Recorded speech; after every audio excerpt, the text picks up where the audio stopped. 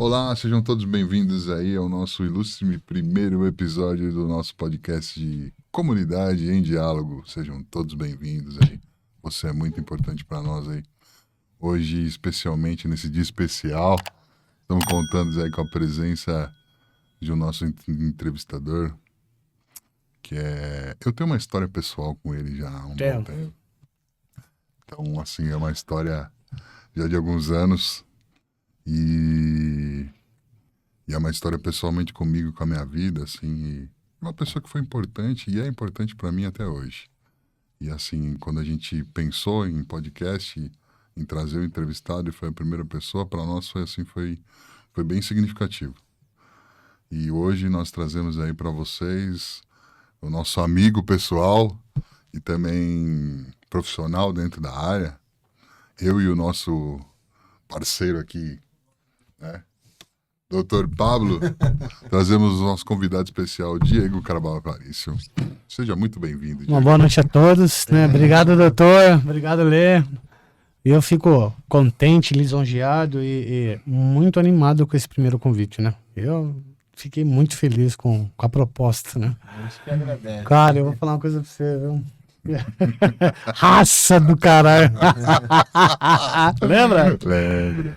Bom, eu fico muito feliz de poder participar e tentar agregar de alguma forma dentro dos nossos conhecimentos, dentro da nossa vivência, dentro da nossa prática, né? Já são 20 anos vivendo comunidade terapêutica, já são 20 anos porque estamos aqui, 20 anos do Pede Ajuda, 20 anos do Só Por Hoje, aos 20 anos nós estamos nessa jornada. Então são 20 anos de algumas vivências que me ajudam, né, contribuem com a minha experiência e que agregam na forma como eu posso me expressar. Então, muito obrigado, uma boa noite a todos.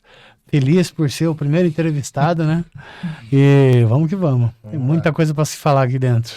Bastante coisa para conversar, bastante coisa para conversar. Muita coisa. Bastante assunto bacana.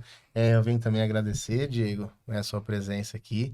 O Diego, eu conheço ele também, não tanto quanto o Leandro, mas eu tive a oportunidade de conhecer o Diego como profissional, o Diego como pessoa, né? E uma pessoa que chama muita atenção pela espontaneidade, pela bagagem que tem dentro da área da dependência química, pela experiência de vida, né? Uma pessoa que não é só dentro não vive o mundo da dependência, ele vive o mundo da dependência, mas ele vive outras coisas, né, fora da dependência. Então tem uma bagagem de vida muito grande. E acho que quando a gente conversou, né, esse era o nosso primeiro entrevistado, acho que a gente chegou num senso comum e a melhor pessoa que poderia nos ajudar a fazer um primeiro episódio mais tranquilo. Start. E mais tranquilo também, né? Que como é a primeira vez, então a gente fica bem ansioso, muito, Sim. né? Então, assim, a gente se sente mais confortável. Bacana. Tendo uma pessoa como você aqui ao nosso lado. E para começar, aquela perguntinha básica, né? De todo podcast, né? De quem é o Diego Cabral, né? Quem é o Diego Cabral? Como o Diego Cabral começou dentro da dependência química, né? Como ele está hoje dentro da dependência química. Como é o seu trabalho hoje? Além do Diego Cabral como fora da questão de gestão. Sim. Bom, vamos lá. Eu acho que a minha história, como a maioria do pessoal que trabalha com esse ramo, né? Não começou diferente, né? Eu fui... Há 20 anos atrás, eu fui internado dentro de um centro de reabilitação, né? Passei por adicção, passei pelo processo de degradação física, emocional e moral, né? Passei por aquele processo de destruição que as drogas trazem para nossa vida. E depois de ter perdido família, filho, trabalho...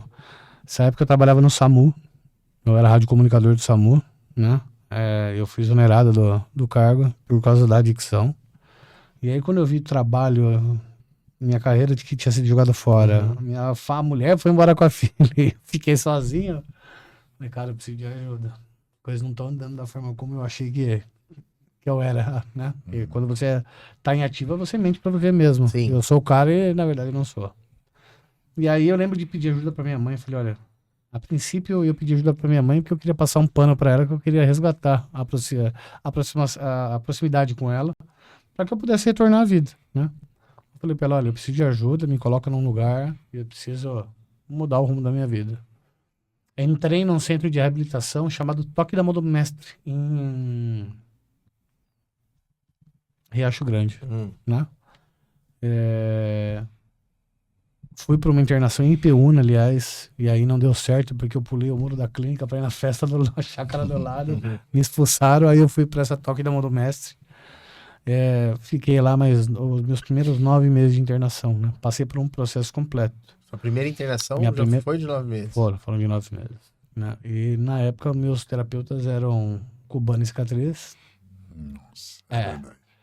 E graças a Deus eu peguei, acho que a melhor fase deles, porque eles estavam no auge, assim, inspirados para trabalhar com o ser humano, porque para trabalhar com o ser humano você precisa de tato, você precisa despertar no outro aquela vontade de busca, né? Sim. A recuperação é uma busca. Sim. E o papel do terapeuta, eu acho que é ouvir, entender e despertar, ajudar os outros a despertarem para esse caminho, né? Sim. Precisa ter um feeling, né? Precisa. Não adianta. Porque é aquilo que a gente ouve. Não adianta. Ninguém vai conseguir botar na cabeça do outro que ele precisa melhorar. Né? Não. Você tem que dar material para ele ajudar a despertar. Despertar, isso mesmo. Cara, eu entrei dentro de uma clínica marginalizado, né? E saí... Na verdade, eu não saí até hoje, né? Desde que eu entrei na minha primeira internação, eu tô até hoje. E eles fizeram um trabalho tão diferenciado comigo que eles me fizeram acreditar que era possível eu poder ajudar as pessoas. Né? Eu passei pela internação, cara, eu fui um paciente problemático, dor de cabeça, eu causava, eu virava grupo, eu era conspirador, sabe? Aquele lixo do paciente que você fala, Jesus, mas são as ovelhas negras, os problemáticos que acabam dando certo. Isso é um jargão assim, certo dentro da perícia clínica. E depois de quase 6 meses dando trabalho dentro da clínica, eles tomaram uma decisão, né? Acho que fizeram uma psicologia reversa, me colocaram na equipe e falou, a partir de hoje você vai ajudar a gente.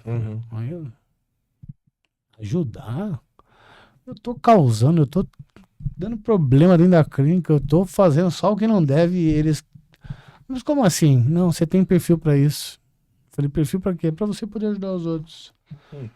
E aí aquele fato de você virar um monitor de clínica, sabe? Aquilo ali foi me transformando. Né? Eu fui começando a me integrar ao papel do monitor, eu fui começando a levar as coisas mais a sério, e aí minha postura foi mudando dentro da clínica, e eu acho que automaticamente meu tratamento foi fluindo com mais seriedade, né? E aí, depois de 9 meses, eles me combinaram com a minha mãe sem eu saber, a minha inscrição na Fibract. E aí no dia de eu viajar, eles apareceram com a minha inscrição e falaram, agora você vai lá para Campinas. Aquele primeiro curso que todo mundo faz quando trabalha na área, né, doutor? Nós que somos terapeutas, né? Vai lá que você vai fazer o curso na Fibract e a partir de hoje começa a sua vida nesse ramo. Cara, eu, pela primeira vez depois acho que da minha vida toda, eu fui estudar e fui levar uma coisa a sério, né? E o fato de eu ter ido bem nesse curso, de eu ter tido nota boa, de eu entender que eu consegui aprender e me empenhar, aquilo foi decisivo na minha vida. E você acha que já nessa internação você já teve o despertar pro chamado. Pro chamado. Né? Foi diferente pra mim. Mesmo que imposta, né? Se transformou em imposta depois que eu voltei da viagem, porque quando eu voltei da Fibract com o diploma, aí você volta ao terapeuta, né? Cheio de ideias, cheio de vontades, querendo mudar a clínica inteira, e aí minha mãe foi lá na clínica e olhou pra... Você voltou pra essa comunidade? Voltei, eu já era um coordenador, já não era mais um monitor na clínica, eu já voltei como coordenador, e aí a minha mãe teve a brilhante ideia, e foi brilhante, hoje eu vejo que ela foi decisiva na minha vida, para que minha vida pudesse mudar. Ela apareceu na clínica no final de semana e falou assim, bom, a partir de agora que eu já te dei o tratamento, você tá bem, te paguei o curso, você for lá, agora você tem um caminho para seguir, a partir de agora você não entra mais na minha casa. Eu olhei pra ela e falei, como assim? Você é louca, velho, agora que eu tô bem. Ué, mas você não quer seguir esse caminho? Quero, mas como assim? Não entra mais em casa? Ela falou, não, a partir de hoje você não mora mais na minha casa. Eu já tinha saído de casa com 18 anos, que eu virei pai cedo, né?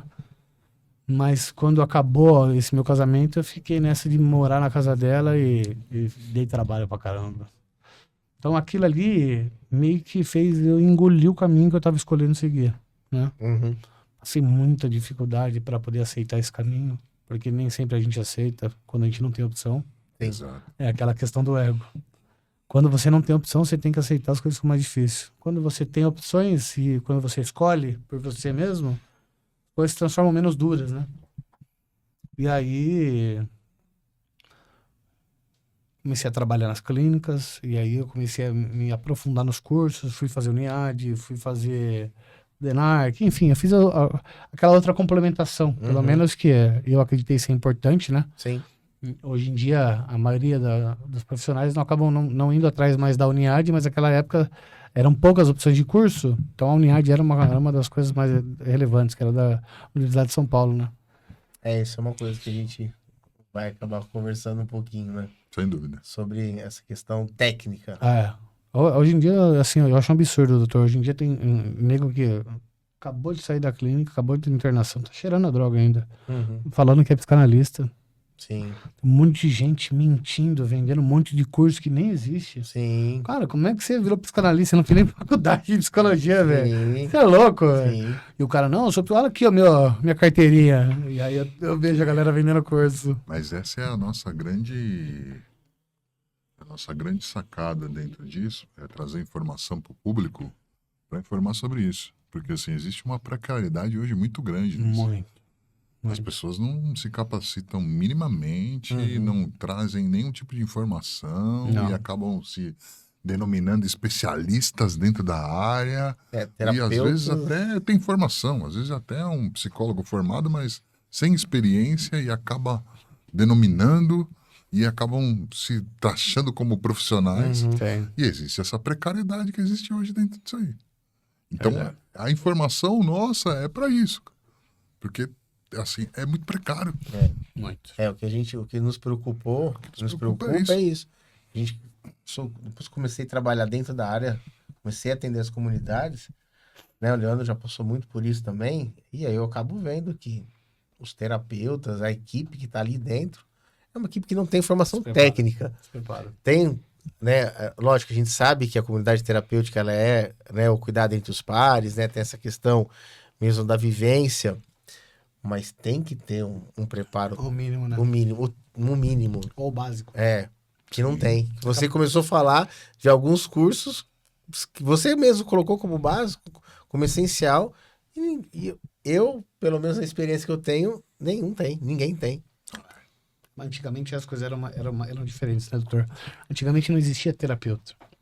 Antigamente existia conselheiro terapêutico. Eu vim aprender isso depois que eu fiquei 5 anos. Eu fiquei 5 anos, né, limpo. Passei por uma recaída, né? Aquele processo de aceitar que minha mãe não me queria mais em casa. Eu não aguento mais, porque clínica, comunidade terapêutica é uma coisa exaustiva, porque você levanta 7 horas da manhã, 6:30 da manhã. O conselheiro, ele desperta o grupo, ele cuida da laboraterapia, ele cuida da organização da cozinha, ele cuida da medicação, ele cuida da reunião. Multifunções. E eu sou dessa época, né? Isso quando ele não vai caçar a lenha junto com os pacientes no meio do mato. Exato. Porque antigamente tinha o forno a lenha. Não era esse negócio industrial que é hoje. E aí, você vai dormir 2, 3 horas da manhã. Você é o último a dormir e o primeiro a acordar. Né? E aí eu passei por uma internação e fui pro Instituto Souza Novaes. Foi aí que eu tive um dos maiores ensinamentos e aprendizados de qualquer curso que eu já fiz. Porque lá no Souza Novaes, para você se transformar em um conselheiro terapêutico, você precisa, no mínimo, ficar em treinamento durante 2 anos. E você precisa decorar o livro azul. É o básico do Souza Novaes. Para quê? Para que quando você estiver ministrando ou facilitando a terapia, você tenha conhecimento de causa para você poder navegar no livro, que é Hoje você tem diversas outras metodologias de terapia, mas antigamente eram mais reduzidas, né? Era TRE, NA, PPR e grupo de sentimento e espiritualidade, só. Esse era o básico. Que é a essência da comunidade terapêutica, né? Hoje eles agregaram mais coisas. Hoje eles têm coach, hoje eles têm uma palestra motivada. A maioria dos terapeutas hoje são palestrantes, não são conselheiros. Não. Não existe mais. Não. Esse negócio do TRE, da terapia racional emotiva, eu tenho um lá. O Marcão, obrigado. Cara, eu comecei a conversar com um cara que é da mesma época do Souza Novaes e ele falou, cara, eu tenho as cartilhas do TRE. Falei, mano, quando você quer? Eu quero comprar, velho. Comprei do cara. Tá guardado lá na minha casa, lá. Todas as cartilhas do TRE. Só que assim, não é todo mundo que sabe trabalhar com isso hoje. A galera não sabe aplicar uma raiva, um luto. A galera não sabe aplicar o RBB. Então, assim, você tá com material, mas não tem profissional qualificado. Né? E naquela época você precisava passar por esse treinamento. Então eu acredito que uma das maiores fases que eu tive como profissional foi no Souza Novaes, né? Graças a Deus depois, através da Maria Xavier, eu fui trabalhar no Zé Renato. O Zé Renato era outra pessoa que vem do mesmo... O Zé foi meu padrinho, né, lá em Taubaté. Meu primeiro contato com o Taubaté foi através do Zé Renato. Instituto Razão de Viver. Razão de Viver. Inclusive, ali... conhecemos lá. Cara, isso tem 16 anos, velho. Tem uns 16 anos, não tem? Tem. Quem viveu, viveu. Sabe, aquela parada de você planejar uma largoterapia, de você planejar o que ia dar na reunião, você poder fazer reunião, teve reunião de equipe, você poder fazer um processamento de reunião de equipe, sobre a reunião que foi ministrada. Você nunca senta sozinho numa terapia, é o quem facilita e o apoio. E, cara, esse perfil você não se vê mais hoje. Né? E hoje, o terapeuta, ele acha que ele tem que palestrar e acabou a reunião, ele vai pra dentro do quarto dele, ficar no telefone, tuchado aí no telefone. Infelizmente, esse é o perfil do profissional hoje. Cara, é difícil, não? A gente não encontra mais gente que nem a gente. Né? Então, eu vejo que essa jornada que eu tive dentro das comunidades terapêuticas, e eu fui um peregrino, né? Uma hora eu tava no Rio de Janeiro, minha mãe me ligava um mês, eu tava lá no Rio Grande do Sul, no outro eu tava em Cuiabá, ela falava, menino, você não... Naquele vazio de sempre R$500 mais caro o salário, sabe? E você começa a migrar e nada tá bom. Cara, eu viajei o Brasil dentro de clínica, então eu conheci muita coisa, muita gente. Até na minha cidade você já foi, né? Hã? Até na minha cidade você já foi. Foi. Então eu trabalhei em muitos lugares, doutor. Então assim, você vai agregando de tudo um pouco, né? Para o seu enriquecimento como profissional. Até o dia que eu voltei para São Paulo, no mesmo Zé Renato, que era meu padrinho, e eu vi uma coisa assim que foi uma virada de chave na minha vida. Enquanto você não aprender a ser, você nunca vai ter. Enquanto você não aceitar criar raiz, nada vai andar. E aí... eu passei por uma outra recaída, né? Acho que eu tava 2 anos limpo. Tive 2 recaídas. Não, 3. Em 20 anos, né? Tava 2 anos limpo, passei por uma recaída e aí eu entrei dentro de uma clínica rendido. Eu tinha uma filha só, né? Me afastaram no INSS, eu mandava o dinheirinho para ela. Voltei a ajudar a clínica, e naquela época ele pagava 3 pacotes de cigarro e 300 conto. Mais nada. Básico, esse era o salário de um terapeuta. Sim. Hoje você vê o terapeuta, ele quer sindicato, ele quer... mano, tá errado. Sim. Não tá errado, desde que ele vista o personagem realmente do profissional. Né? O terapeuta, ele tem que viver dentro de um centro de tratamento no meio do grupo, não dentro de um quarto. O papel do terapeuta é observar, é colher material, é entender a história individual de cada um. Porque o grupo, apesar de você aplicar para um todo, cada indivíduo tem a sua história, tem a sua particularidade. Né? Então, pela primeira vez eu aceitei aquela vida de clínica. E aí eu comecei a ficar limpo. Puxei acho que 72 dias de plantão sem ir para casa. E isso para mim não era mais um problema, porque eu tinha aceitado. Não me interessava quanto eu estava ganhando. Então, aqueles vazios que eu alimentava durante anos dentro de clínica já não existiam mais. E aí eu descobri o maior segredo da clínica. Quanto mais você quer estar fora, mais a vida te traz para dentro. E quanto mais você aceita ficar dentro, mais a vida te põe para fora. Foi aí que eu conheci minha mulher. Aí eu fui para Ibiúna, trabalhar em Ibiúna, na Dona Rosa, CT Novo Amanhecer. Conheci meu sogro foi meu paciente. Olha só, meu sogro, hein?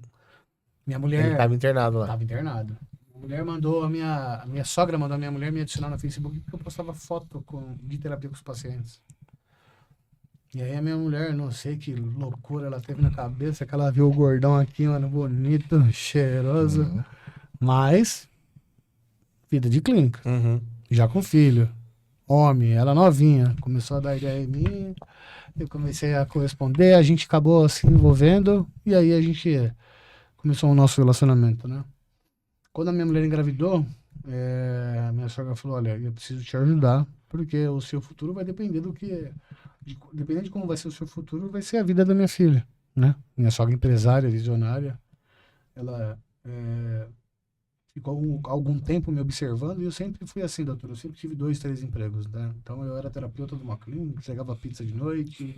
Eu sempre fui proativo a trabalho. Eu gosto de trabalhar. Se você perguntar pra mim qual é o seu prazer, meu prazer é trabalhar. Eu gosto de produzir energia, né? Então ela viu que eu era uma pessoa esforçada e ela falou, eu vou te ajudar. Nada é de graça, mas eu vou te ajudar. Eu falei, o quê? O que você quer de negócio? Eu falei, eu pensei em comprar uma ambulância, olha só, uma ambulância. Mas eu não sei, ela falou, vamos lá ver a ambulância. Quando eu vi o valor da ambulância, eu falei pra ela, mas já que você tá disposta a gastar isso pra me ajudar, por que a gente não abre uma clínica? Meu sogro aí que a gente chegar, então... Meu sogro é meu... nesse ponto que meu sogro é adicto, eu também sou. Você é mulher de adicto, a Natália também. Por que a gente não abre uma clínica em sociedade? Aí ela falou, uma boa. E esse estava em que cidade? Ibiúna. Em Ibiúna. Em Ibiúna, em 2013. É aí que tudo nasceu. Foi Mas aí vocês montaram lá em Ibiúna? Montamos em Ibiúna, né? Cara, assim, a gente tem chácara lá até hoje em Ibiúna, né? Em Ibiúna foi a cidade onde eu conheci a minha mulher, pela clínica que eu trabalhava. Mas eu não sei que os caminhos de Deus, porque lá em Ibiúna nada funcionou como clínica pra mim. Era né? quanto tempo lá? Nós ficamos 1 ano e meio, tiramos alvará, fizemos tudo que tinha que fazer. E não vencia, doutor. Entrava 10, saía 6. Entrava 4, saía 3. Cara, em 1 ano e meio eu não consegui ter um grupo maior do que 20 pacientes. Né? E vigilância sanitária toda hora enchendo o saco, porque tava recém aquela história da clínica Alvorada lá em Ibiúna. E a fiscalização, e nós não queremos involuntário aqui. E, infelizmente, comunidade terapêutica hoje, a maioria trabalha como involuntário. Quem falar que não é mentira, tá? RDCzinha muitos sabem disso. RDCzinha 29, trabalha como RDC 50. Ninguém tá aqui pra mentir. Não. Porque hoje, infelizmente, doutor, a clínica ela passou por um processo. Antigamente eram-se comunidades, aí veio o Júlio 13, Júlio César Butti, e revolucionou o caminho das clínicas com a clínica involuntária. Ele foi o precursor aqui, né? O Júlio 13. Não é puxando sua sardinha, né? Mas é verdade. Esse foi uma das pessoas que também me ensinou muito, o Júlio César Butti. E esse cara tem uma história da minha dependência química. Tinha que chamar ele aqui, é um puta de um cara pra vir aqui, viu?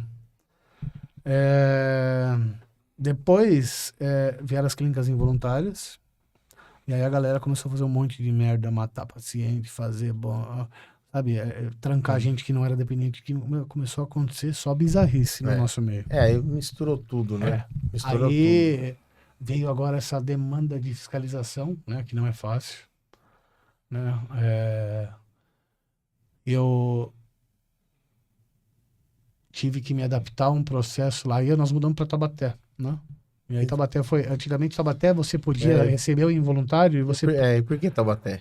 Então, Taubaté, ela tá, apesar de eu ter tido contato com Taubaté e eu ver que lá é uma região próspera para a clínica, porque você tá no sul de Minas, você tá com a divisa com o Rio de Janeiro, a localidade da clínica, ela atende diversas outras regiões do Brasil, né? Hoje a minha clínica ela não tem um perfil fechado para uma cidade. Nós atendemos o Brasil todo. Exatamente, é um local bem estratégico. Bem estratégico. E antigamente em Taubaté você podia protocolar a internação involuntária. Como é que era protocolar? Chegava o paciente lá, você protocolava no Ministério Público em 72 horas e estava tudo certo. Era menos burocracia do que é hoje, né? Então isso foi uma das coisas que me chamou a atenção, porque em Ibiúna eu tive muito problema com vigilância sanitária. Eu falei, cara, eu fui para uma cidade que eu não vou ter os mesmos problemas. Né? Eu consiga trabalhar em paz. Porque, infelizmente, teve muito dono de clínica que fez muita cagada E a gente que tem o clínica comunidade, a gente é tratado como bandido hoje. O primeiro olhar é de desconfiança deles para nós. Infelizmente. Né? Não é uma coisa, o empresário, o cara que deu certo. Tá querendo... Não. Você é visto com desconfiança. Infelizmente é assim que a gente é tratado. Eles têm motivo? Tem. Não é todo mundo, mas infelizmente a gente é tratado dessa forma. E aí a gente teve que se adaptar agora, fazer projeto com um engenheiro, dar entrada na RDC 50, fazer toda uma adaptação para a gente se transformar em hospital. Vocês estão com o projeto? Não, já tá na vigilância sanitária, já tem 1 ano e meio já que está em análise para a gente poder legalizar o processo que a gente já vive, né? A internação involuntária com médico 24 horas, com um grupo de enfermagem, com leitos preparados para isso. Então, foi assim que eu nasci, assim que eu cheguei em Taubaté, né? Assim que o Instituto aconteceu. Tem vamos ver, produção, vamos pedir para produção colocar um pouquinho as fotos aí da comunidade Romão Cabral. Isso, produção. Instituto Romão Cabral. A gente não é mais comunidade, a gente é clínica. Né? Agora é clínica, né? E o nome, Diego? Cara. E o nome? Qual foi a inspiração pelo nome? Aí são as fotos aí de lá, mostrando as acomodações, né? Hoje a gente, assim, antigamente a gente não tinha essa questão de quartos duplos, quartos... Ah lá. Inclusive, lá, eu fiz parte lá. Na época que o Leandro trabalhava com a gente. Lembro. Isso é história, hein? Essa história. Tem parte lá. Uns 10 anos essa foto, negão? Tem. Foi... Se eu não me engano, foi acho que em 2011, 2012. Não. Vixe, tem mais, então. Não, acho que foi nessa... 2015. Não, 2015. 2015. 2015. 2015, é uns 10 anos. Uns 10 anos.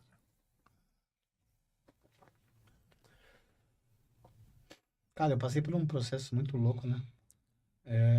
Eu comprei a minha primeira ambulância para eu poder fazer remoção para a clínica. Eu nunca sonhei em ter uma empresa de ambulância, né?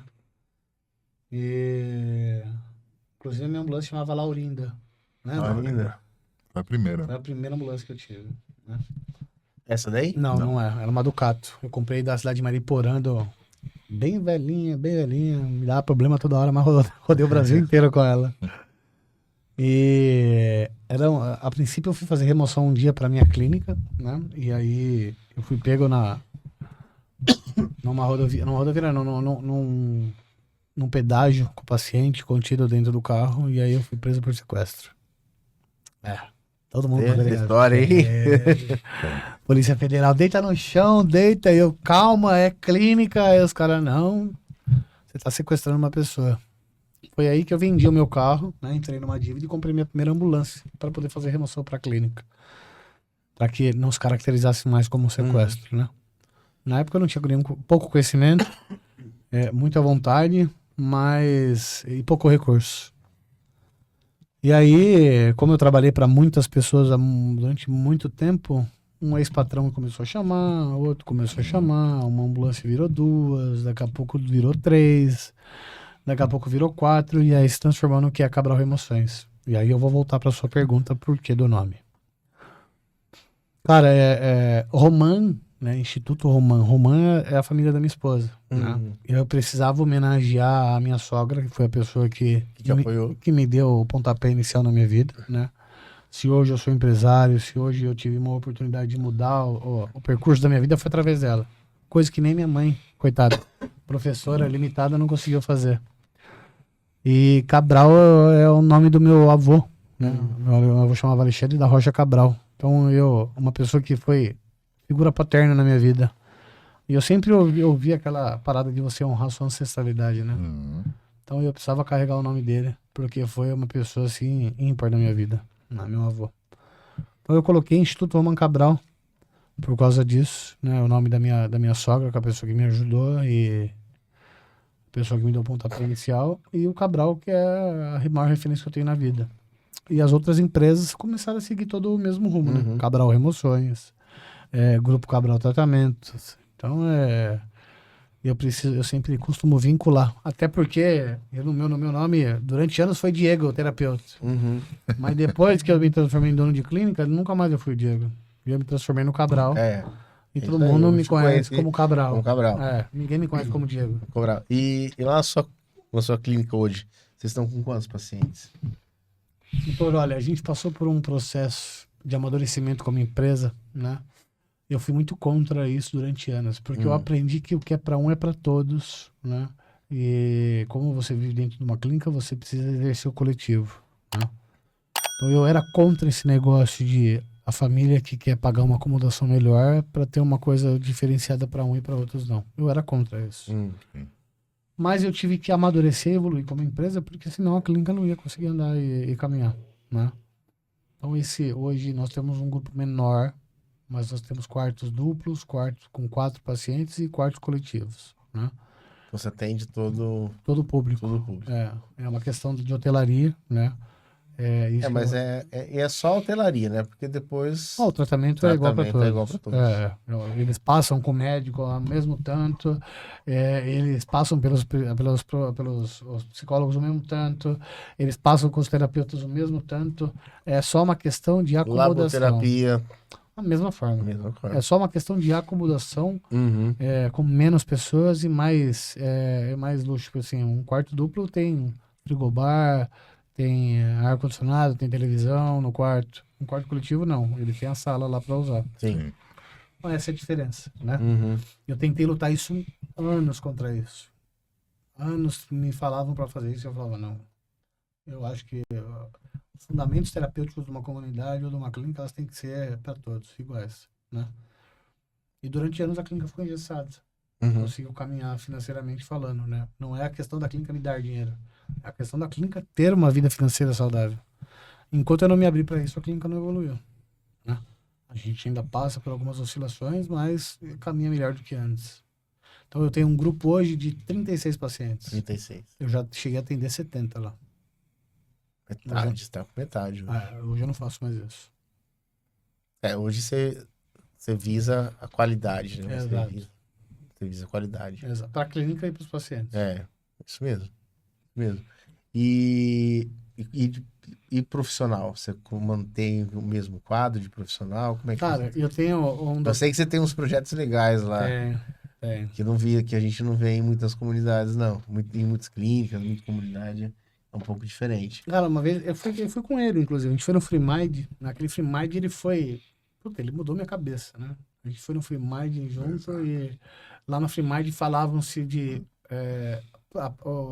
cursos profissionalizantes para os pacientes. O paciente, ele não adianta ele passar só pelo processo de internação, mas ele precisa passar por uma preparação para que ele possa retornar à sociedade com esperança de fazer alguma coisa.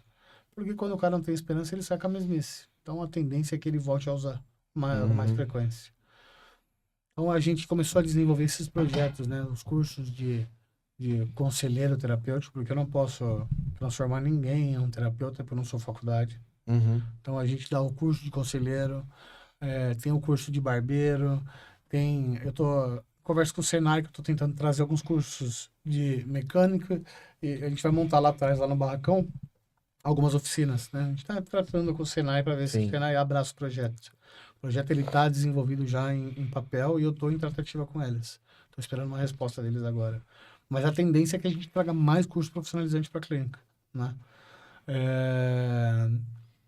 O perfil do tratamento também mudou muito. Né? Mudou. Antigamente você tinha que isolar o paciente da sociedade, hoje já não é mais assim. Isso. Hoje você já tem que preparar o paciente para viver em sociedade.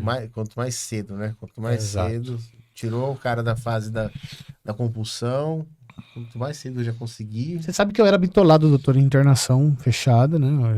Sabe aquela cabeça fechada para tratamento? Coisa arcaica, né? Você foi condicionado a isso. Foi condicionado. Não, mas assim... Eu também. Como eu dei certo dessa forma, então eu acreditei nessa verdade absoluta. Sim. Coitado. Depois que eu passei por essa minha última recaída, que eu tava 10 anos limpo, e eu não tenho dificuldade nenhuma aqui de falar, né? Eu sou profissional, eu tenho algumas formações, mas eu também sou adicto. E eu passei por alguns processos de recaída. E eles fazem parte da minha história. 10 anos limpo, 2 empresas, a clínica, a remoção, 3 filhos, um casamento. Eu falei, Jesus do céu, o que eu tô fazendo na minha vida? Me assustou a recaída. Sim. Eu comecei a viver o empresário e me desconectei do contexto espiritual que tem, porque meu trabalho ele não é só voltado ao lado empresarial, doutor. Eu tenho conexões espirituais com o que a gente faz. Tirar uma pessoa da escuridão e trazer para a luz não é uma coisa... Sim, eu lembro que você me falou isso, numa oportunidade que a gente teve de estar conversando. Sim. Você falou isso. Isso é muito, né, de quem tá dentro, né? Quem tá dentro das comunidades, quem tá atrás, né? Tá trabalhando ativamente. É a questão mesmo de essência, né? De algo a mais, né? De você fazer pelo outro. Exato. Né? E entender a missão, né? Entender a missão, isso mesmo. Isso é uma missão, não é só um trabalho. Então e o adicto, ele precisa, quando ele trabalha nesse ramo, ele precisa ter muita atenção. Porque quando você vai vivendo o lado empresarial das coisas, as coisas começam a deixar de ser espirituais e se transformam em números. E você vai ficando cético, você vai ficando frio, você vai pensando em problema, você vai pensando em dinheiro, em solução, e as coisas começam a te desconectar da sua essência. E eu passei por isso como profissional. Me transformei numa pessoa apenas materialista. E fiquei vazio. Com 10 anos limpo, eu acabei passando por dificuldade no relacionamento, eu ganhava dinheiro e não estava feliz fazendo o que eu estava fazendo. Então as coisas começaram a me minar até o ponto que eu cheguei numa recaída, né? E aí eu fiquei com medo de me internar de novo, porque hoje em dia é assim, dono de clínica recaído eu tenho um monte. Ah, recaiu? Não passa de um dono de clínica recaído.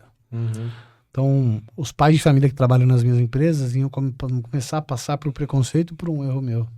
E eu fiquei com vergonha disso, né? Como é que eu vou me internar numa clínica, todo mundo vai falar, e a seriedade do meu trabalho, porque graças a Deus, esses 20 anos que a gente tá fazendo, negão, as pessoas acabaram entendendo que o Cabral é uma pessoa séria. O Cabral é uma pessoa correta, o Cabral não é qualquer tipo de pessoa, qualquer tipo de profissional, né? As pessoas me vincularam a essa imagem. Apesar de eu, muitas vezes, me portar dessa forma, mas me vincularam como uma pessoa correta. E esse peso dessa pessoa correta me gerou medo de pedir ajuda, né? Até um dia que um funcionário dentro da empresa de remoção falou assim pra mim assim, ó: cara, a maioria dos meus funcionários são adictos, né? Eu parei de fumar crack indo num lugar. Eu falei, como? Ele falou, tomando ayahuasca. Eu falei, sério? Pensei comigo, ayahuasca é droga, velho. Como é que eu... Aí eu me deu um estalo, idiota, você já tá recaído. Eu falei, vamos lá. Ele falou, você vai? Eu falei, vou. O Leão. Lembra do Leão? Lembro. Roberto Leão? Lembro. Ele me levou num centro de ayahuasca, né? Eu cheguei lá com medo, porque de verdade, quando você não tem nada, é mais fácil você destruir tudo. Agora, quando você tem muita coisa em jogo, família, filhos, uma estrutura, e eu falei, mano, eu não posso agir de qualquer forma. Eu não deixei ninguém saber que eu tava recaído. Eu fui contar pros meus funcionários que eu tava recaído quando eu já tava 6 meses limpo de novo. Fiquei, acho que 6 meses recaído. Aquele exercício de trabalhar de segunda a sexta, ir pra chácara, e na chácara ficava doida, e aí na segunda-feira eu tava lá trabalhando quietinha. Nossa, que coisa desgastante. Sofrimento, Nossa, né? muito. É um sofrimento. É muito pesado. É. Eu não conseguia entrar na clínica. Eu ia só até o escritório. Sim. Falava com todo mundo, os caras desce. Eu falei, não vou descer. Que cara, O cara vai me perguntar, você tá limpo quanto tempo? Eu vou falar só por hoje? Não vou fazer isso. Os meus princípios não me deixam agir dessa forma. E aí eu comecei nesse centro ayahuasqueiro e eu comecei a viver uns processos de cura, né? As dores emocionais que a terapia que eu fiz há anos dentro de clínica não tinham conseguido me acessar. E esse caminho me acessou e eu comecei a me curar, eu comecei a viver outros processos e eu fiquei limpo, doutor. Você acredita sem internação? Acredito. Porra, eu não acreditava nisso. Isso faz quanto tempo? Já tem 4 anos 4 anos e meio. É. Foi o que a gente tava falando, né? Sim.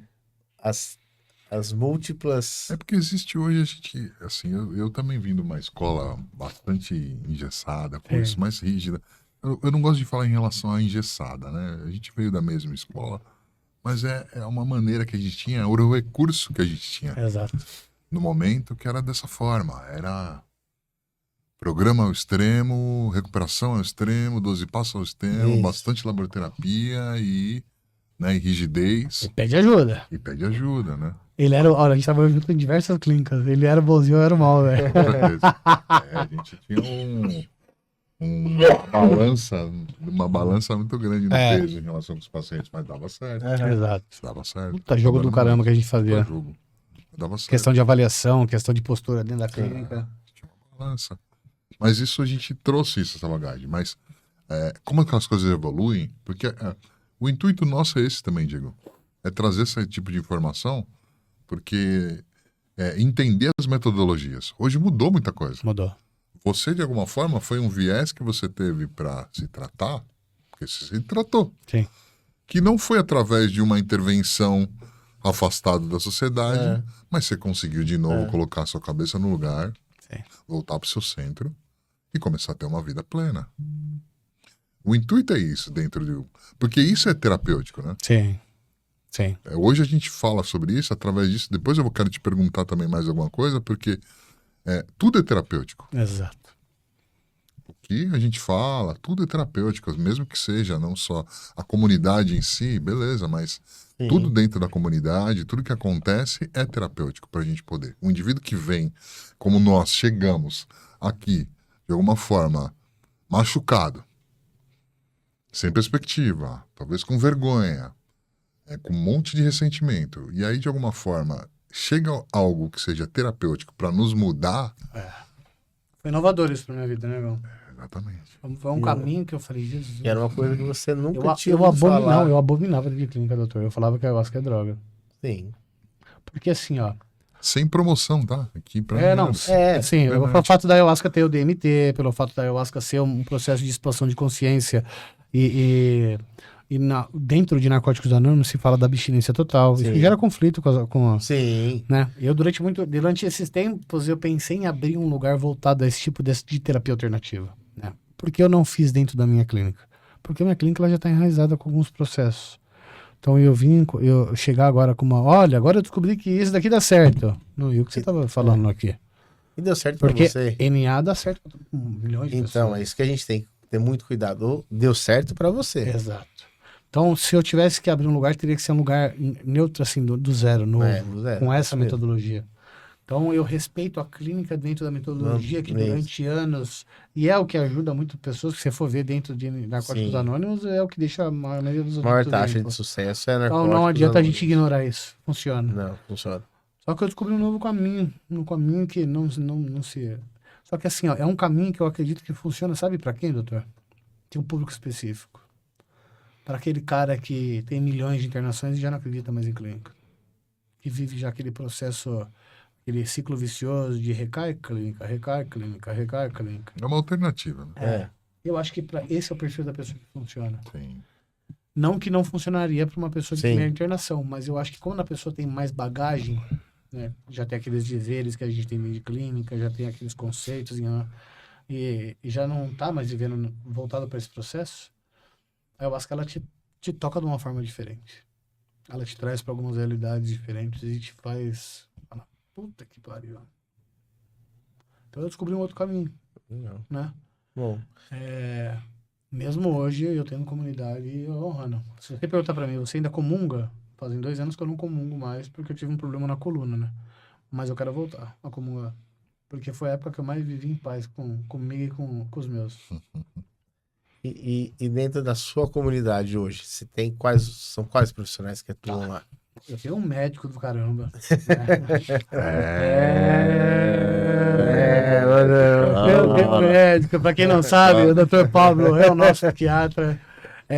Não estou querendo fazer propaganda. Mas não tem como, né? Vai rodar, vai parar dentro do que é, né? O Dr. Pablo é o nosso psiquiatra, né? Nós temos... o senhor tá indo lá quinzenalmente, né? Quinzenalmente. E nós temos atendimentos com o psicólogo, que é o Dr. Lobato. Né? Isso. O Dr. Lobato é o responsável pela parte de psicologia da clínica. E nós temos alguns voluntários que são estudantes e que estão Isso foi muito bacana. E eu precisava inovar a clínica, né? Nessa parte de psicologia. Precisava trazer coisa nova. E aí, por acaso, né? Surgiu uma nova Cabral na história da dependência química, que é a minha irmã. Que é a sua irmã, né? Que começou a estudar psicologia e aí eu sentei com ela, falei, você não tem umas amigas que querem fazer um estágio? Ela falou, quero. Ela falou, só que a gente tá no começo, não pode ser estágio. Eu falei, então vai trabalhar como voluntário. E aí a gente vai trocando informação, vai trocando conhecimento. E hoje a gente tem um grupo de quatro pessoas que são estudantes de psicologia, né? Que são voluntárias na clínica e que fazem esse trabalho junto com o Lobato. Então deu uma outra cara para a clínica essa parte da psicologia, né? E elas estão lá toda semana? Toda semana. Toda semana. Toda semana. Que legal. Toda semana elas exercem Ela faz parte do corpo terapêutico. O Lobato também tá toda semana. A Lobato sim, já é o profissional de lá, mas elas também estão toda semana. Exato.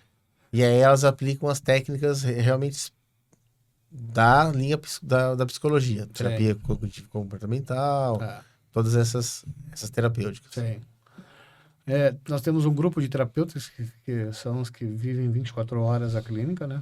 Eu acredito que o terapeuta é um dos papéis mais importantes para ele trazer a informação pro psiquiatra, porque uma coisa é o paciente, lógico, o profissional ele vai identificar quando o paciente está vestindo um personagem ou não.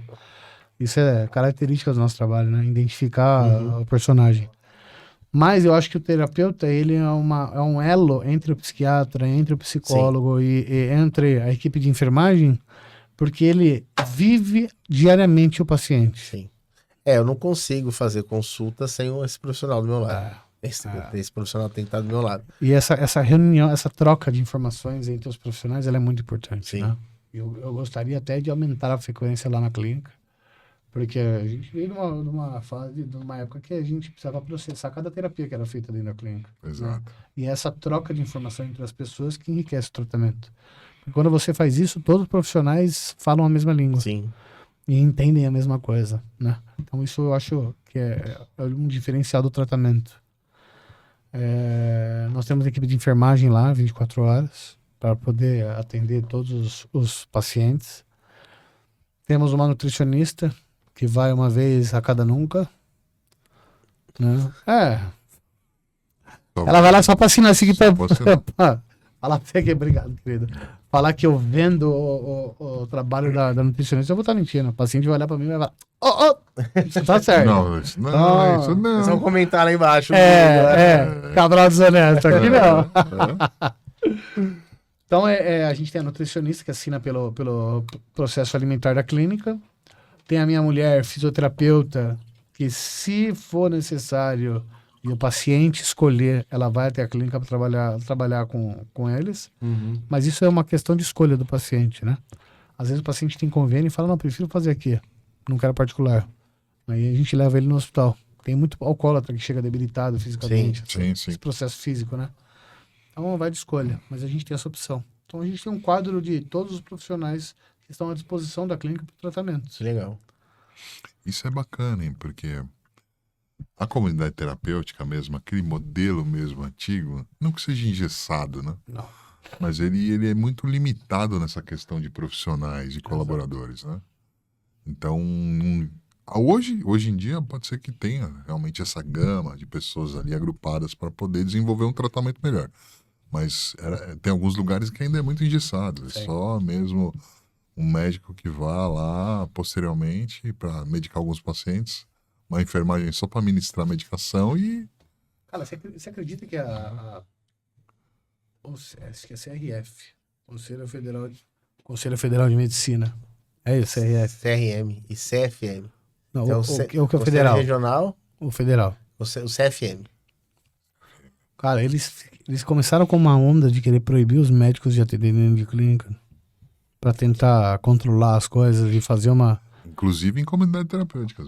Todos os... Eu acho isso um absurdo. Porque assim, ó, vamos lá. Vamos falar de legislação.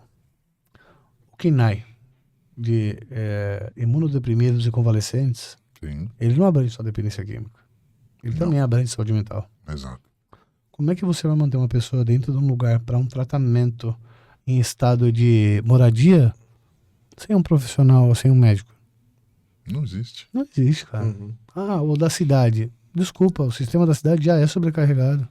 Você precisa de um profissional particular lá. Ou seja, o Estado ele não quer ter a obrigação, ele quer que você... E aí fala, usa o sistema público. Qual? Aquele que tá sobrecarregado, que não tem Tá. suporte. E não vai aceitar. Não vai cuidar. E não aceita. Não aceita. A gente tem hoje alguns municípios aqui na Grande São Paulo que estão sobrecarregados com comunidades terapêuticas, né? Tem os municípios que tem muita comunidade terapêutica e eles não absorvem, eles não vão aceitar esse paciente, mais um, sobrecarregando o serviço de saúde dele. E não tem continuidade, doutor. Uma coisa é eu passar com você e ter uma continuidade. Outra coisa é eu te ver uma vez, daqui a 3, 4 meses eu te ver de novo. Porque nunca é o mesmo médico. E outra, como é que você trata de alguém? E o dependente químico hoje, né, com essa quantidade de drogas cada vez mais, né, causam mais danos. Causam mais dano, o cara chega cada vez mais novo, né? Antigamente você tinha um alcoólatra que chegava lá na frente, que tinha uma demência, que tinha uma neuropatia.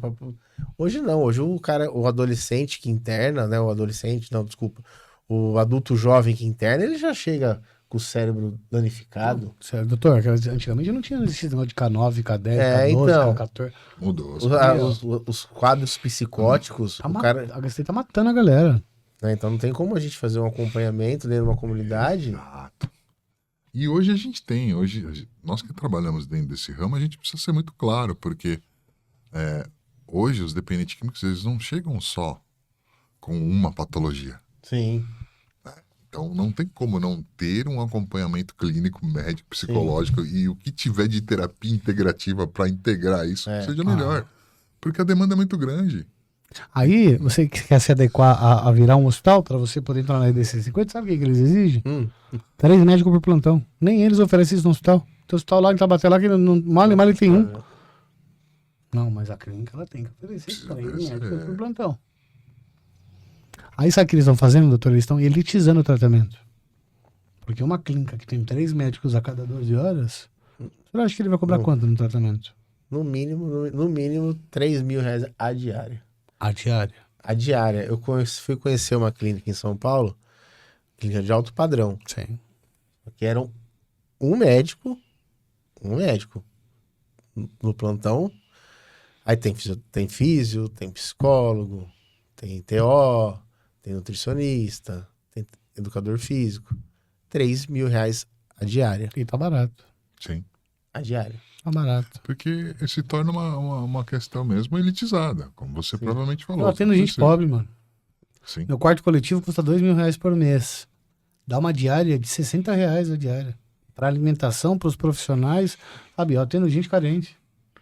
E aí me vem um cara cheio de verdades e manda e desmanda no processo documental da clínica e te exige milhões de coisas. E aí eu falo, tá, mas e quem não pode pagar? Vai fazer o quê? Isso não é problema meu.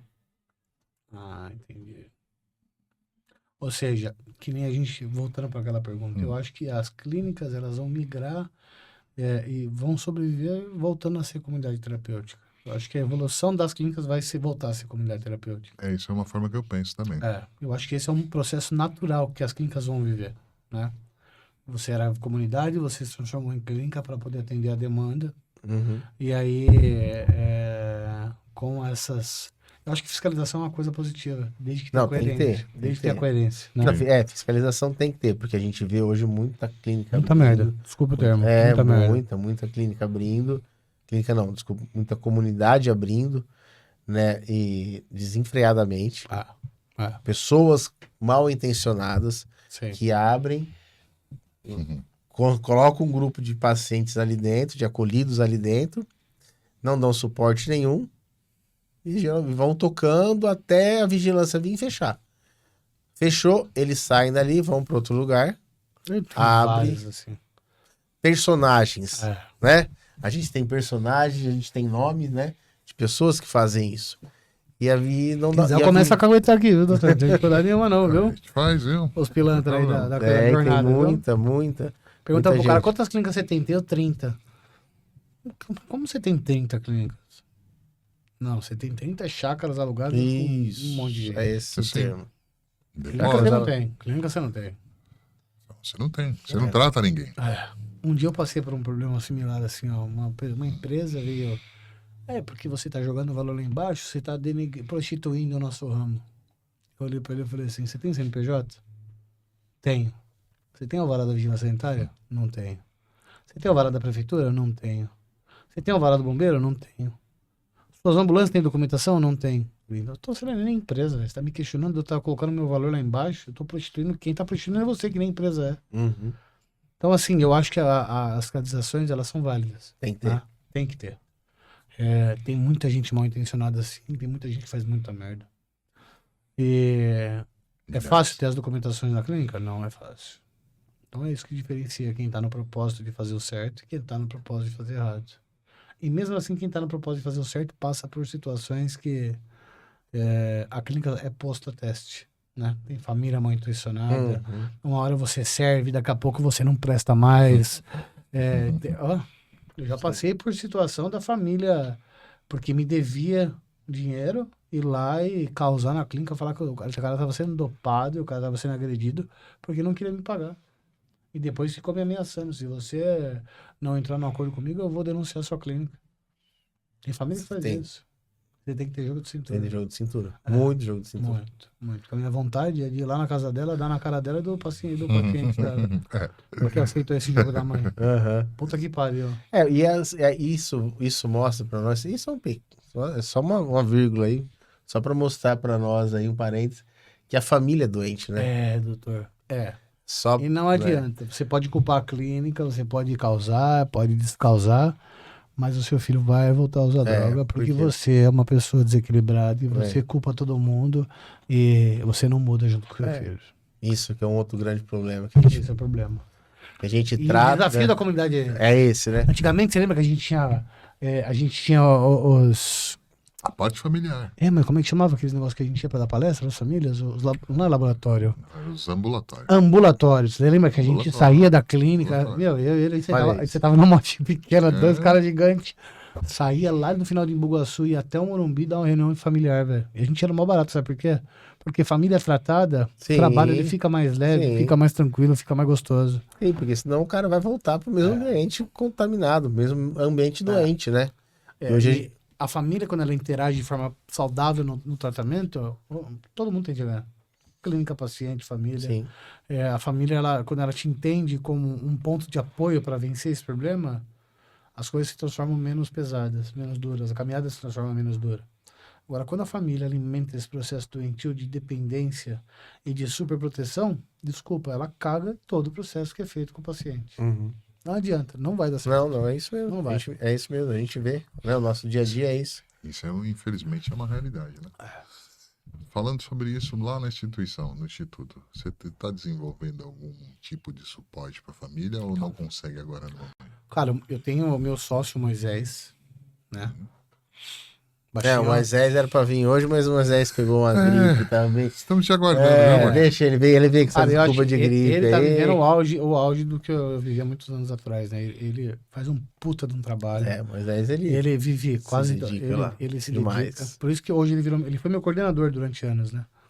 E aí, por meritocracia e por empenho dele, foi aberta uma possibilidade de ele se transformar no nosso sócio, né? Porque a clínica hoje é minha e da minha sogra. E o Moisés é sócio nosso. Então nós somos em 3 sócios. Legal. Né? E o Moisés foi uma pessoa que viveu a clínica, porque como eu tenho outras empresas, eu não consigo estar em todo lugar ao mesmo tempo. E aí o Moisés foi tomando posse do lugar e foi vivendo aquilo como se fosse dele. Então hoje ele é meu sócio e ele desenvolve um puta de um trabalho.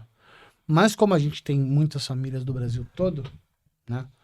O trabalho ele fica um pouco disperso, porque a gente não tem como concentrar as famílias numa coerência semanal, que nem a gente fazia lá em Embu, para poder dar continuidade num processo de tratamento aos familiares, né? O tratamento que a gente oferece é dentro do atendimento telefônico, uma coisa que é padrão, uma ligação de 1 hora e acaba virando 3, 4, porque a gente ouve a família, entende a família e tenta dar suporte. Isso. Mas e essa ligação é acompanhada pelo terapeuta, né? Pelo terapeuta. Isso, é deixar bem claro. Só que eu vou falar uma coisa pra você. Era legal, me deu até um estalo agora. Né? Do mesmo jeito que a gente tá aqui falando sobre isso, podia fazer uma coisa online com as famílias, né? Hoje dá pra usar a ferramenta. Hoje você tem ferramenta online. Deu estalo agora. Porra. Fazer uma reunião online com as famílias. Uma reunião, dá pra fazer uma reunião com o psiquiatra, dá pra fazer uma reunião com o psicólogo, dá pra fazer uma... Trazer um palestrante. Tem coisa nova. Pois Então, isso era uma coisa que estava muito defasada na clínica, né? E o Moisés, dentro das suas habilidades e dentro dos seus limites, ele vem desenvolvendo isso da melhor forma que pode, né? Hoje, o Diego, dentro da clínica, é um profissional, né? Um pouco mais vago, né? Eu vou lá uma vez por semana pra clínica. E durmo de um dia pro outro e vou embora no outro dia. Não vivo mais antes da clínica como eu vivia antes. Quando eu abri a clínica, eu vivi 5 anos dentro da clínica de segunda a sábado. Eu ia embora no final de semana pra casa. Então, hoje eu já não vivo mais a clínica dessa forma, porque a clínica ela se transformou. Eu acho que esse é o objetivo de quem abre clínica, né? Quando você constitui uma equipe. Eu tenho a mesma equipe há 4 anos. Aquela história de troca de gente, na minha clínica não existe. Igual técnico de futebol, né? Então nós já temos a mesma equipe há 4 anos, né? Isso. Lógico, uma pessoa ou outra sempre troca. Mas a parte funcional da clínica é a mesma durante muito tempo já. E... O TDAH bateu agora, fugiu a linha de raciocínio. Normal, isso acontece. Do que a gente estava falando? A gente estava falando sobre a família. Família. Você já viu, doutor? Não, às vezes ele bate. É porque é muita informação, você vai pensando e aí vai fugindo. Eu acho que é isso, doutor. Então, assim, a gente tem a mesma equipe há muito tempo, então o trabalho da clínica vem se transformando em referência, né? Sim. As famílias acabam se apegando nos profissionais porque acabam dando continuidade. Diferente de muita clínica Eu não sei se você chegou a falar. Vocês estão há quantos anos? 12 anos. 12 anos. Como clínica, 12 anos. 12 anos já estão consolidados, né? Sim, eles já têm referência. Já tá consolidado. Eles já são um pouco uma referência. Já são referência, já. Graças a Deus. Porque hoje, por que eu falo tanto dessa precariedade? Porque vocês acompanham isso. Eu fiquei um tempo até um pouco afastado, mas centros de habilitações que abrem, independente de qual for a metodologia ou talvez o viés de informação, porque hoje a gente sabe, né, Diego, tem comunidades terapêuticas, tem clínicas involuntárias, tem RT, residência terapêutica, tem as evangélicas, tem as modelos religiosos ainda, que existem até hoje. Tem. Mas, tendo tudo isso aí, assim, existe uma precariedade muito grande dentro desse ramo. Porque todos assim, não conseguem estabelecer de montar realmente um corpo clínico que consiga manter um corpo terapêutico. Sempre acontece o problema de ter pessoas que vão embora intencional na mesma maneira, rápido. Exato. E acaba não desenvolvendo e acaba não tendo continuidade, né? Infelizmente isso acontece. Então, dentro desse ramo, tem essa diferença. A gente ainda fica esperando que isso aconteça, né? Pra gente poder dar esse suporte terapêutico para as famílias, mas a gente acaba não acontecendo porque é muito dificultoso. É dificultoso para vocês mesmo, você como próprio proprietário dentro do centro de reabilitação, conseguir ter um quadro de funcionários, de colaboradores que façam. Acho que essa é a parte mais difícil da história. Constituir uma equipe. Porque, e outra, o cara que fica ali por 3, 4 meses, ele já sai e já monta uma comunidade. Virou banal isso. Não é? Virou. Não é? Virou banal. Ele acha que está bom, que já sarou, que já está curado. Infelizmente. E ele não quer ficar ali dentro, não quer curtir, não quer viver o processo. A gente está como clínica há 11 anos. Demorou acho que 9 anos para eu conseguir chegar na minha clínica. Durante 9 anos eu trabalhei a troco de pacote de cigarro, a troco de salário baixo. Você viveu o processo, né? Sabe, você precisa agregar conhecimento e se desenvolver com maturidade. Não é porque eu fiquei limpo que eu já abri. Não. Eu fiquei limpo, eu tenho que estudar, eu tenho que me envolver. Sim. Sabe, eu acho que uma coisa que é um diferencial para o Diego foi o fato de eu ter viajado a alguns cantos do Brasil e de eu ter entendido a miscigenação de informação que é em cada região. Então, assim... Que é diferente. Porque às vezes vem paciente do Sul, eu já sei como abordar. Às vezes vem paciente do Norte, que é mais retraído, e aí você já tem uma outra abordagem. Então, isso tudo foi um diferencial. E aí a pessoa com 6 meses limpa já quer virar dono de clínica. Como assim? Calma, papai. Chega primeiro. Sim, Chega primeiro. Sim. Vai lá, pede ajuda primeiro. Mas infelizmente é isso aí, porque hoje esse é o problema da banalidade, Diego, só pra gente... Se transformou num grande negócio. Se transformou, é um negócio rentável. Eu falei ainda sobre isso faz poucos dias aí atrás. Só que assim, é uma precariedade nisso, porque as pessoas não se capacitam, não se tornam profissionais. As pessoas oportunistas veem isso como um negócio rentável e entra, só que aí acontece realmente o que acontece, como você disse mesmo. Os desserviços que acontecem dentro da nossa área. Os traumas que as pessoas entram e saem. Agressão física, morte. Porque denigre algumas boas pessoas, alguns bons profissionais querem desenvolver trabalho, a fiscalização fica pior.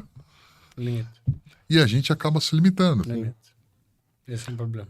Esse é um problema muito grande. A gente trabalha em clínica, doutor, que assim, o paciente vinha pedindo ajuda e a gente passava para a diretoria. O paciente não tá legal, precisa levar no médico. Cara, negligente. Dava uma semana, dava merda. O paciente ia para o hospital tarde demais, morria dentro do hospital. Por quê? Demorou com o tempo de resposta. Você não pode ironizar as coisas, né? Tem que esperar o médico vir. Imagina, o cara tá reclamando de dor, mano. Sim. Como é que você vai esperar o dia do médico vir? Não, leva pro hospital. Quantas vezes a gente vê negligência de dono de clínica? Milhares. Vários. E a gente, assim, na nossa jornada, já existiam muitas clínicas, não é como hoje, né? Não virou mercado como hoje. Mas, ainda assim, naquela época também existiam as pessoas que não levavam a sério, né? Que estavam lá por... Sim, com certeza. Hoje virou mais banal isso. Hoje já tá mais banal. Mas quantas vezes a gente vê o dono de clínica fazer merda porque faz de qualquer jeito e mata o paciente? E a gente ia sinalizando. Na nossa jornada, a gente não trabalhou só em clínica boa. A gente teve clínica que merda. Eu trabalhei uma vez na clínica em Goiânia e eu era responsável pelo plantão, terapeuta. Eu puxei um final de semana e tal. E aí eu vi que o dono tava vendendo uma moto, ele já queria me vender. Eu falei, cara, mas como o cara nem me conhece, eu quero me vender uma moto pra me segurar lá. No outro final de semana que foi meu plantão, a clínica virou. Os caras fez rebelião, faca no pescoço de funcionário, da chave, cadê a chave? A chave tava com quem? No meu bolso, eu falei, Jesus, eu joguei a chave. Acho que tem uns 120 numa casa que cabia 30. Sabe? Fugiram e caça paciente a noite toda. E eu fiz a denúncia nessa clínica do Ministério Público, né? Chamava Centro Filadélfia, lá em Goiânia. Esqueci o nome da cidade, mas lá pra aqueles lados. Os caras amarravam 5, 6 pacientes numa cama sem colchão de ferro. Os caras amarrados, dopados numa cama. E chuva, banho de água gelada de madrugada, madeira. E eu falava, gente, o que eu tô fazendo aqui? Barbaridades, né? E aí eu tirei umas fotos, conversei com o dono, eu falei, e aí, mano, você não tá fazendo errado? Ele falou, se você quiser, desse jeito. Eu falei, não tem problema, eu tô indo embora. Eu mandei pra uma jornalista amiga minha, ela mandou pro Ministério Público, eu entrei no avião e eles me ligaram com a vigilância lá. Nunca foi lacrada. Absurdo. Sim, não, isso coisa desumana. Não dá pra ser conivente. A gente acompanhou coisa desumana. Não pode ser conivente com situações dessa, né? Não podemos. Doutor, há 20 anos eu trabalho com isso. Eu nunca precisei levantar a mão ou a voz para um paciente. Mesmo um paciente em surto, lógico. Quando você está num processo de remoção, é diferente de um processo de tratamento dentro de clínica. Dentro de clínica, você mantém até na remoção, você mantém uma continuidade, um padrão de voz, um padrão de postura, que mesmo no descontrole do outro, você vira referência, né? Porque você é o profissional da história. Eu nunca precisei agredir ninguém, doutor. Sim. E dentro da remoção, a remoção tem que ser uma remoção bem tranquila, né? Não dá para você é o início de tudo. Isso. Você me falou uma vez isso daí também.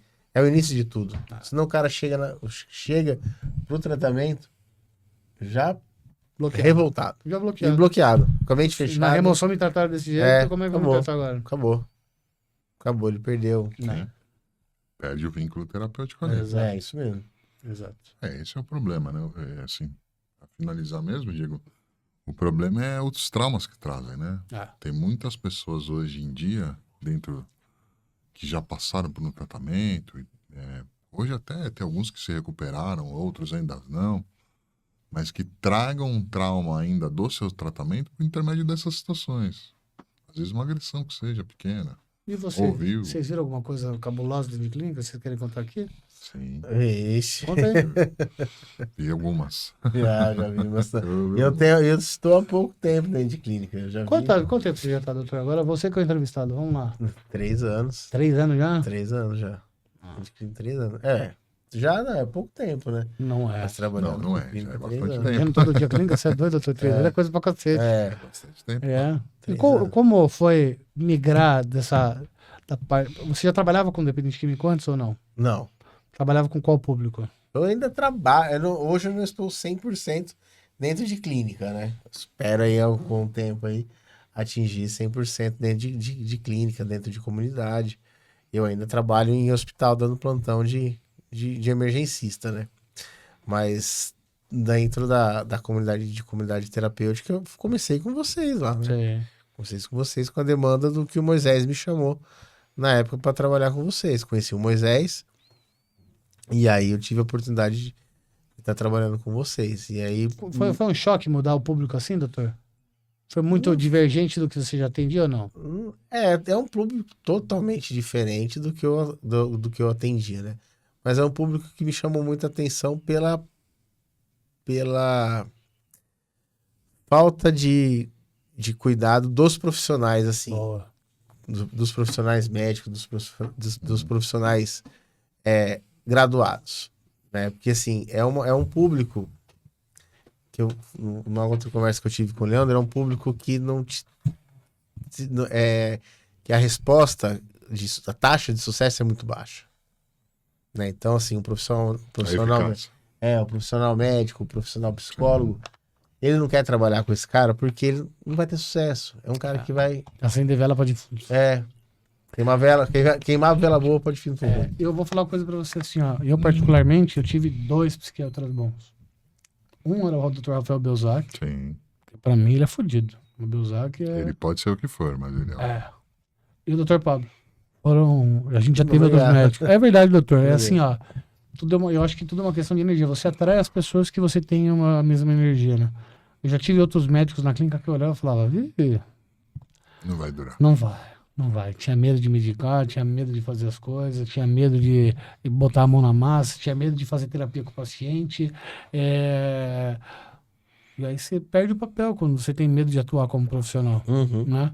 Eu acho que assim, lógico, todo profissional ele tem uma prudência, ele tem uma ética, tudo, mas quando você tem medo de interagir com o problema, você não faz parte da solução. E tem muito profissional que tem medo de atuar como profissional, né? Já tive médicas, assim, não vou citar nome, né, mas você via que ela não tinha perfil, porque ela pedia, primeiro que ela pedia gente em volta dela porque ela tinha medo de lidar com os pacientes. Eu já ouvi essas conversas. Cara, se você tem medo de falar com o paciente, como é que você vai tratar de alguém, doutor? Como é que você vai criar uma conexão para entender o processo dele? É a marginalização do dependente químico, né? Acho que todo dependente químico é bandido, todo dependente químico... Sim, é o estereotipo. Você sabe que eu passo isso até hoje mesmo, eu faço parte da maçonaria. Toda vez que eu conto com o que eu trabalho, as pessoas Espanta. já me olham, tipo assim, se ele trabalha com isso, ele é dependente químico. E aí o olhar já muda. Até as pessoas começarem a interagir comigo e entenderem quem eu sou, e aí desarma esse mecanismo que elas têm. Mas o preconceito é muito grande. E a maçonaria, por ser um lugar muito seletivo, quando você fala, eu trabalho com dependente, eu tenho clínica de recuperação. A galera já olha e fala, ele é também. Ele é também. É hoje eu faço isso. Puta, muito bacana, muita informação, foi muito bom, Diego. Já acabou? E uma coisa que eu queria, só para encerrar... Depois eu tenho mais uma também. O que você tem de perspectiva de futuro disso tudo? Se você ainda acredita que existe ainda uma perspectiva de futuro para a questão de tratamento, tirando a questão de recuperação, porque aqui a gente está falando, a gente tem, eu também como adicto, também sou um adicto, ele sabe bem, eu não preciso esconder disso, mas tirando a perspectiva como adicto, como profissional, mas como profissional, você vê uma questão ainda evolutiva, se existe isso, na sua ótica, sua visão? Existe. E olha, hoje eu acho que com a maturidade como profissional eu venho acreditando bastante nas terapias alternativas, né? Eu não venho acreditando mais que longos períodos de internação seja o caminho. Isso é uma coisa que eu venho me modificando, né? Apesar de eu ter uma clínica que trabalha com internação, né? Com um processo de moradia dentro da clínica para você passar pelo processo. Hospedagem? Hospedagem. Eu já não acredito mais em longos períodos, né? Sim. eu venho entendendo que pequenos períodos com trabalhos bem direcionados e mais qualificados, você tem um resultado mais fácil de obter.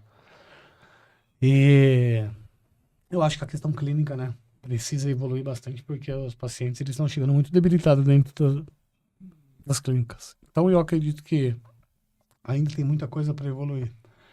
Mas eu acredito que o caminho da terapia alternativa é o tratamento inovador. É o que vai tirar o dependente químico desse processo de condicionamento de internação. Condicionamento de internação. Tem muita gente condicionada na internação. Até hoje, né? Era uma outra... eu queria finalizar com essa pergunta, mas acho que você acabou respondendo já ela. E assim, o que fazer... Né, tanto uma resposta tua como lado profissional, mas como humano, mas o que fazer quando nada dá certo? O cara já fez de tudo, já tentou de tudo. A internação ela tem que ser uma última opção, doutor. E nada deu certo. Quando nada funciona e o cara tá num cocô aí, eu acredito que a internação é o caminho. Mas até ele chegar nesse caminho, ele tem psicólogo, ele tem psiquiatra, ele tem terapia individual, ele tem na crença, as religiões dele, ele tem terapias alternativas.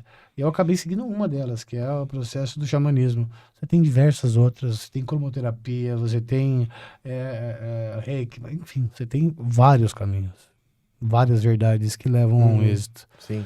Então, quando você não consegue mais se dispor ou se propor a participar dessas coisas, porque a dependência ela está muito forte, aí talvez seja avaliar uma questão de um processo de quebra de compulsão. Mas isso tem que ser uma última opção. Clínica não é o caminho, não é a solução imediata do problema. Sim. Né? Ainda mais uma pessoa que tem vida social. Isso, né? tem vida social, vida funcional. Tem muita gente que tem empresa. O dono, rimo de família. Que é funcionário, que não pode se ausentar. Então, a internação ela é uma coisa muito agressiva. Ela te tira de todos os canais da sociedade. E o principal, te tira a liberdade. Né? Então, eu não acredito que isso seja o caminho principal. Isso tem que ser uma última alternativa. Para essa última alternativa, nós estamos aqui. Mas até lá, tentem diversas outras coisas. Porque eu acho que quando a pessoa está disposta a querer mudar e ela está aberta para isso, todo o caminho funciona. Isso, que bom. Que gostoso ouvir isso, né? Que gostoso ouvir isso. Muito bom essa conversa de... Mas demorou anos para eu poder entender isso, viu? Mudamos, né? Tem paciente que hoje me liga, mano, eu preciso internar. Eu falo, não, filho. Vai em tal lugar, velho. Você foi na sala já? Não, mas eu quero me internar. Não, mas calma, mano. Vai na sala, pede ajuda. Cara, você não quer que eu me interno? Eu falo, não, eu quero que você faça a coisa certa. A clínica não é o primeiro caminho, ela tem que ser o último. Tem que ser o último, isso mesmo. A gente pensa assim também. Muito obrigado. Muito obrigado, Diego. Obrigado. Mais uma vez, meu. Obrigado, cara. Eu que agradeço. Muito obrigado. Gente, obrigado. Eu espero ter... eu espero ter agregado de alguma forma. Com certeza. Me desculpa se eu falei tanto. Mas vocês me dão espaço agora de falar, né? Porque a gente tem que não gosta de uma atenção, né? Muito bom. Eu agradeço a todos. É um pouquinho da minha história, um pouquinho da minha verdade. Eu acho que para eu poder me encaixar como profissional, eu preciso me encaixar primeiro como ser humano. Isso. Né? Gente precisa de gente para ajudar a gente. E esse é o caminho. Vamos para cima. Vamos para cima. Beijo a todos. Boa noite. Obrigado por tudo. Obrigado a todos, tá? Curtam a gente lá, sigam as nossas redes sociais, dê um likezinho pra nós lá, curta a página do Diego, tá lá, hein? Quiser mais informação, Instituto Roman Cabral, tem as redes sociais lá, tem o Grupo Cabral, tem Cabral Emoções, tem as empresas dele lá, profissional, tá lá, precisando de ajuda, só procurar nas redes sociais. Obrigado a todos, tá? Valeu. Um abraço. Obrigado a todos, é isso que o Leandro falou, siga a gente nas redes sociais. Siga o Roman Cabral e obrigado a todos. Fiquem com Deus. Comunidade em Diálogo Podcast. Bora lá.